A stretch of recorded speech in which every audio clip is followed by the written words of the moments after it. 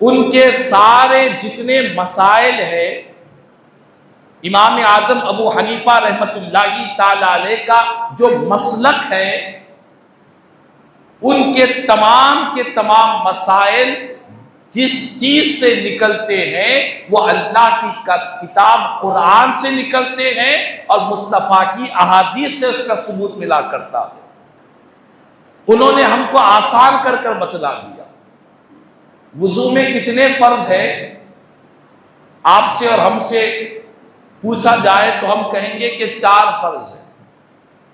یہ 4 فرض ہے، یہ کس نے کہا؟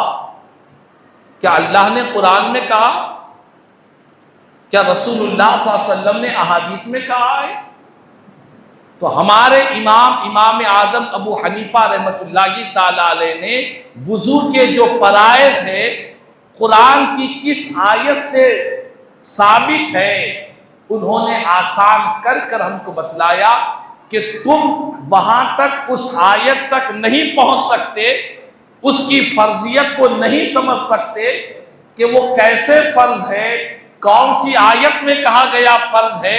یہ ہر عام انسان اس آیت تک نہیں پہنچ سکتا ہے، اس کو سمجھ نہیں سکتا ہے۔ آپ نے کہا کہ قرآن کی کون سی آیت ہے، اس آیت کے ذریعے ہم کو آسان کر کے بتلا دیا کہ وضو میں یہ چیزیں فرض ہے۔ ہم وضو میں کلی بھی کرتے ہیں، ہم وضو میں ناک میں پانی بھی چڑھاتے ہیں۔ کیا کلی کرنا، ناک میں پانی چڑھانا، کیا یہ فرض ہے؟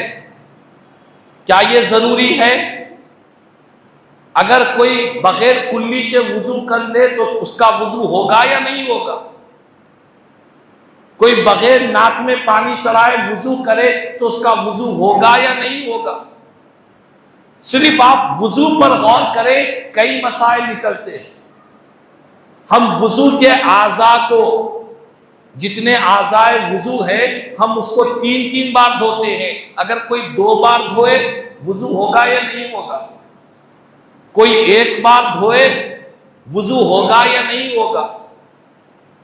تو یہ سارے جو مسائل ہیں، ان تمام مسائل کو حضرت امام اعظم ابو حنیفہ رحمۃ اللہ تعالی علیہ نے قرآن اور حدیث رسول سے بالکل آسان کر کے ہم کو کتابوں میں بیان فرما دیا، بتلا دیا کہ وضو میں کیا چیزیں ضروری ہے، کیا چیزیں ضروری نہیں ہے، کون سے اعمال فرائض کا درجہ ہے، کون سے اعمال سنت کا درجہ ہے، کون سے اعمال مستحب کا درجہ ہے۔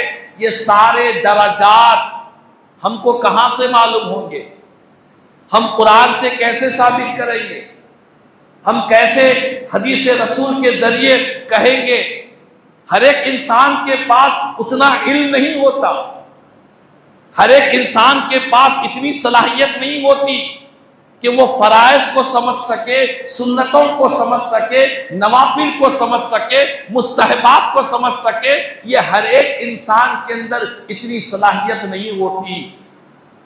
تو جو صلاحیت رکھنے والی ہستیاں تھیں، انہوں نے اپنی صلاحیتوں سے، قرآن سے اور احادیث رسول سے مسائل کو نکالے، اس کو سمجھے، اس پر غور و فکر کیا، اس پر تحقیق کی۔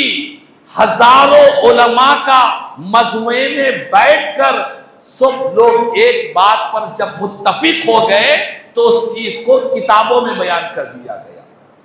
اتنی محنتوں کے بعد، اتنی کوششوں کے بعد آج ہمارے بچے کہتے ہیں کہ وضو میں 4 فرض ہیں۔ آج ہمارے بچے کہتے ہیں کہ اسلام کے 5 رکن ہیں۔ یہ جو آسانی سے جو لکھ دیا گیا یہ ہمارے لیے آسان ہے، لیکن ہم سے پہلے جو ائمہ مجتہدین گزرے ہیں انہوں نے اس پر بڑی غور و فکر کے ساتھ بیان فرمایا ہے۔ یہ میں نے ایک مثال دی ہے وضو کی۔ ہم نماز پڑھتے ہیں، نماز میں ہم بہت سے عمل کرتے ہیں۔ نماز میں ہم ہاتھ بھی باندھتے ہیں، نماز میں ہم ثنا بھی پڑھتے ہیں، تعوذ بھی پڑھتے ہیں، تسمیہ بھی پڑھتے ہیں، سورہ فاتحہ بھی پڑھتے ہیں، ضم سورہ بھی پڑھتے ہیں۔ کیا یہ جتنے اعمال نماز میں کرتے ہیں کیا ان سب کا درجہ ایک ہے؟ کیا یہ تمام کے تمام کرنا فرض ہے؟ کیا یہ تمام جتنی نماز ہم شروع سے لے کر سلام پھیرنے تک جتنی نماز ہم پڑھتے ہیں یہ سارے اعمال، سارے جتنے اذکار ہیں یہ سارے کے سارے فرض ہے؟ کیا اس کے بغیر نماز نہیں ہوتی؟ مثال کے طور پر کسی نے رکوع میں جا کر تسبیح نہیں پڑھا، رکوع کی تسبیح، تو کیا اس سے اس کی نماز ہوگی یا نہیں ہوگی؟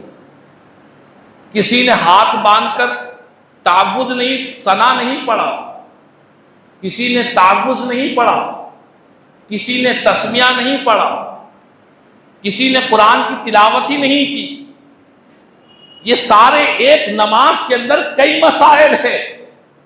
ان مسائل کو ہم کیسے سمجھیں گے؟ قرآن کیا اگر قرآن مجید ہمارے ہاتھ میں دے دے اور کہے کہ تم خود کہو، تم خود سمجھو، تم خود بولو کہ نماز کے اندر سورہ فاتحہ پڑھنا ضروری ہے یا نہیں پڑھنا، نماز میں تشہد پڑھنا ضروری ہے یا نہیں پڑھنا، تم خود سے سمجھ کر بولو، تو کوئی بول سکے گا؟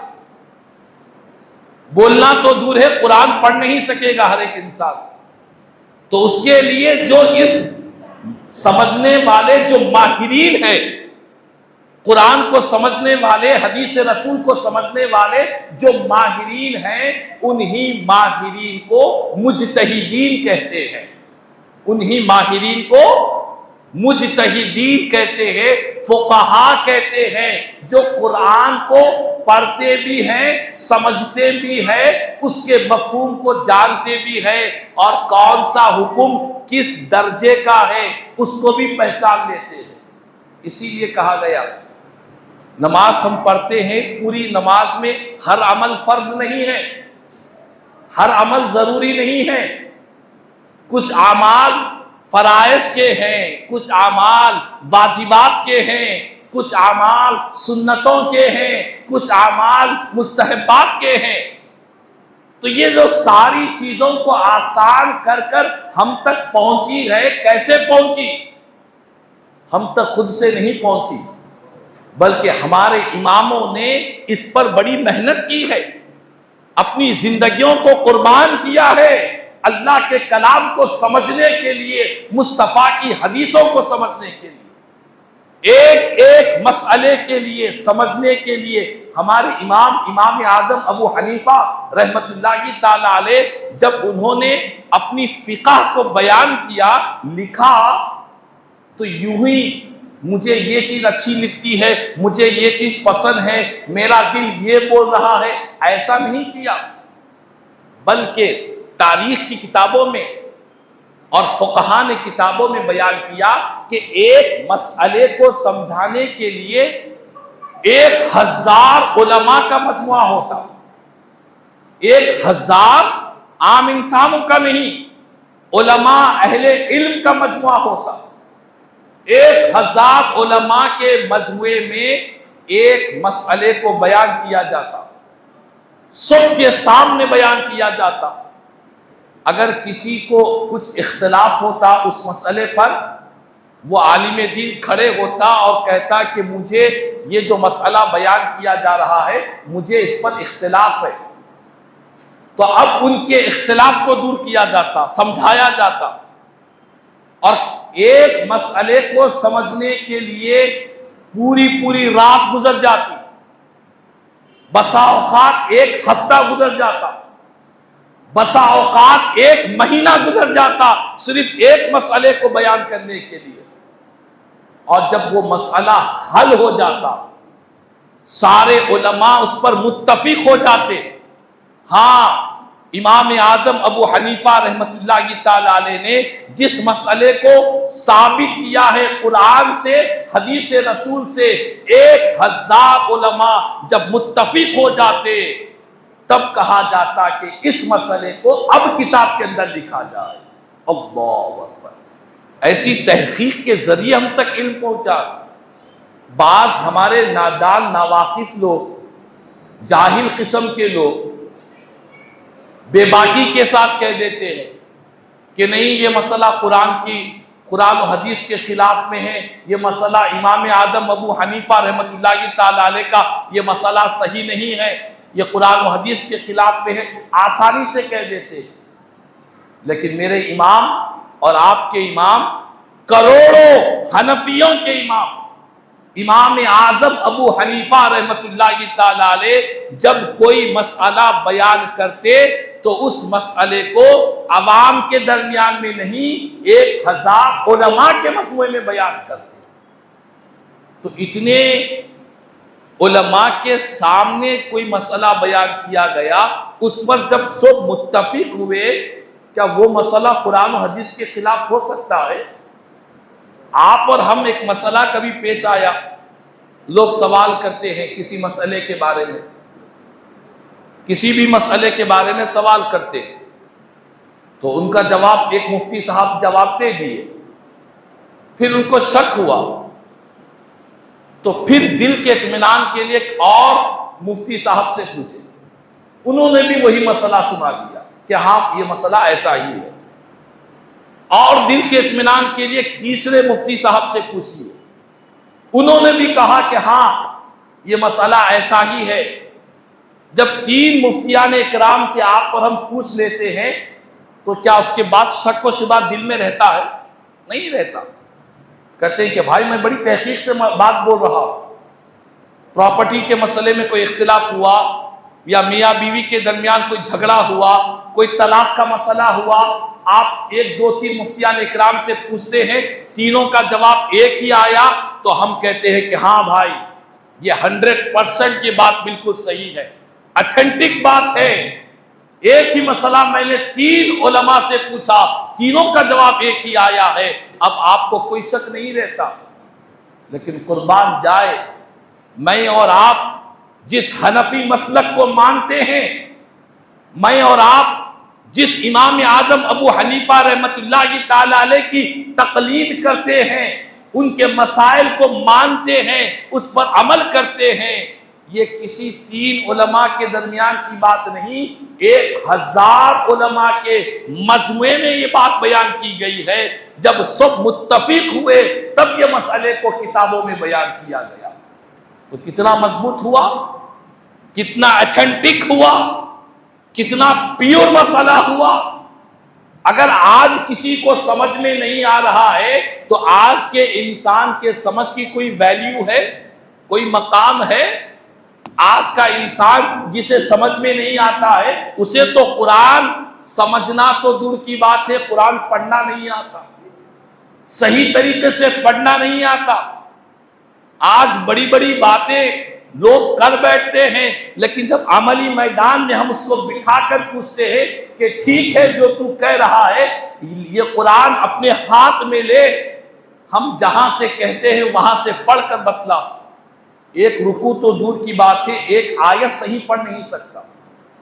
یہ حیثیت ہے، یہ اوقات ہے، قرآن پڑھنا نہیں آتا، لیکن بڑے بڑے اماموں کی شان میں گستاخی، بڑے بڑے اللہ والوں کی شان میں بے ادبیہ، جن کی ساری زندگی قرآن سے جڑی رہی، ساری زندگی مصطفیٰ کی سنتوں سے جڑی رہی، ان پر اعتراضات کیا جا رہا۔ تو ایسے ناواقف لوگوں کی کوئی ویلیو نہیں، کوئی اوقات نہیں، کوئی حیثیت نہیں۔ ہم کو ہمارے امام اعظم ابو حنیفہ رحمۃ اللہ تعالی علیہ کا جو مسلک ہے وہ دراصل ان کا اپنی ذات کا مسلک نہیں ہے، بلکہ اور مصطفیٰ کی سنتوں کو، احادیث رسول کو بڑی آسانی کے ساتھ ہم کو سمجھا دیا، بتلایا کہ تم نماز پڑھتے ہو، پیارے نبی صلی اللہ علیہ وسلم نے نماز پڑھا ہے، حضور کی نماز میں کچھ اعمال فرائض کے تھے، ضروری تھے، کچھ اعمال واجبات کے تھے، اس کے بعد کے درجے کے تھے، کچھ اعمال سنتیں تھیں، کچھ اعمال مستحبات تھے۔ یہ کیسے پہچانیں گے؟ یہ ہر ایک کو سمجھ میں نہیں آتا۔ یہ اس لائن کے، اس فن کے جو ماہر ہے انہی کو یہ بات سمجھ میں آتی۔ اللہ نے قرآن میں فرمایا وَلَقَدْ يَسَّرْنَا الْقُرْآنَ لِلذِّكْرِ، یقیناً ہم نے قرآن کو آسان کر دیا ہے، آسان کر دیا ہے قرآن کو۔ کس کے لیے؟ سمجھنے کے لیے، اس کی گہرائی میں پہنچنے کے لیے، اس کے مفہوم، اس کا مطلب، اس کا معنی، اس کو جاننے کے لیے قرآن آسان ہے۔ قرآن خود جواب دیتا ہے کہ نہیں، یہ تو ہر کوئی نہیں سمجھ سکتا ہے۔ قرآن کو ہم نے آسان کیا ہے، کس کے لیے؟ فرمایا للذکری، یاد کرنے کے لیے آسان کر دیا ہے، نصیحت حاصل کرنے کے لیے آسان کر دیا ہے۔ قرآن آسان ہے یاد کرنے کے لیے۔ ہمارے گھر کا بچہ ہے، سورہ فاتحہ یاد کر لیا۔ چھوٹا بچہ ہے، بولنے صحیح نہیں آ رہا ہے، اس کو سورہ کوثر اس کی ماں نے یاد دلا دیا۔ قرآن اللہ کا کلام ہے، لیکن اللہ نے یاد کرنے کے لیے آسان کر دیا۔ کم عمر کے بچے حافظ قرآن ہے، یہ قرآن کا معجزہ۔ دنیا میں ڈاکٹر بنتے ہیں، ڈاکٹر تو بن گئے، کیا ڈاکٹری کی کتاب انہیں حفظ ہو گئی، یاد ہو گئی بغیر دیکھ کر؟ کوئی پوری ڈاکٹری کی کتاب کو بغیر دیکھ کر سنا سکتا ہے؟ کوئی نہیں سنا سکتا، ڈاکٹر بھی نہیں سنا سکتا۔ وہ بیماری کا علاج کرے گا، لیکن اسے یاد نہیں رہے گا کہ اس نے کیا یاد کیا تھا۔ ہمارے پاس بچے جب ایس میں ہوتے ہیں، کوشچن آنسر خوب یاد کرتے ہیں، محنت سے یاد کرتے ہیں، اتنی محنت کرتے ہیں، رات رات بھر بیٹھ کر یاد کرتے ہیں۔ یہ یاد رہتا ہے کب تک؟ ایگزام تک، امتحان تک۔ امتحان ہو گیا، اس کے بعد انٹر میں گئے، فرسٹ ایئر میں گئے، اب پوچھے ان سے بلا کر کہ جو تم نے ایس میں جو یاد کیا تھا وہ کتنا یاد ہے؟ وہ کہے گا کہ جس وقت امتحان کی حد تک یاد کیا تھا اس کے بعد بھول گیا۔ لیکن ہمارے پاس الحمدللہ اللہ کے کلام قرآن کی یہ معجزہ ہے کہ دنیا کے کسی کتاب کے حافظ آپ کو اتنے نہیں دکھیں گے جتنے اللہ کے کلام قرآن کے حافظ آپ کو نظر آئے۔ یہ اللہ نے وعدہ کیا ہے، خدا کا وعدہ ہے، خدا نے اعلان کیا ہم نے قرآن کو آسان کر دیا ہے یاد کرنے کے لیے۔ اور علماء نے یہ بھی کہا کہ نصیحت حاصل کرنے کے لیے۔ قرآن سے آپ سابقہ قوموں کے واقعے سنیں گے تو نصیحت حاصل ہوتی ہے، عبرت حاصل ہوتی ہے کہ اللہ نے انہیں کتنا بھیانک عذاب دیا، کتنا خطرناک عذاب دیا۔ فرعون جو اتنا بڑا ظالم تھا، اللہ نے اسے دریائے نیل میں غرق کر دیا۔ قرآن آسان ہے یاد کرنے کے لیے، نصیحت حاصل کرنے کے لیے، لیکن قرآن کی گہرائی تک پہنچنا یہ ہر ایک کے لیے آسان نہیں ہے۔ یہ انہی لوگوں کے لیے آسان ہے جن پر اللہ کا خصوصی کرم ہوا کرتا۔ اگر کوئی بہت دعویٰ کرے تو اس کو بتلا دے بھائی قرآن ہاتھ میں پکڑ لے، اب وضو میں کتنے فرائض سے آپ ہم کو فرائض بتلائے، قرآن سے بتلائے۔ 2 رکعت نماز پڑھنا ہے، ہم کو قرآن سے بتلائے کہ 2 رکعت نماز کیسے پڑھے، تو وہ کہے گا کہ نہیں میں نہیں سمجھ سکتا۔ تو اسی لیے حضرت امام اعظم ابو حنیفہ رحمۃ اللہ کی تعالی علیہ ہمارے جو امام ہے، انہوں نے ہم کو قرآن کو سمجھا بھی، قرآن کی گہرائی تک پہنچے بھی، کون سی آیت سے کیا مسئلہ نکلتا ہے انہوں نے اس مسئلے کی گہرائی تک پہنچا، کون سی حدیث رسول سے کیا حکم نکلتا ہے وہ امام پہنچے ہیں، اور 1000 علماء کے سامنے بیان کیا۔ جب سب نے تصدیق کی، سب نے مانا، تب کہا کہ اب اسے کتاب کے اندر لکھ دیا جائے۔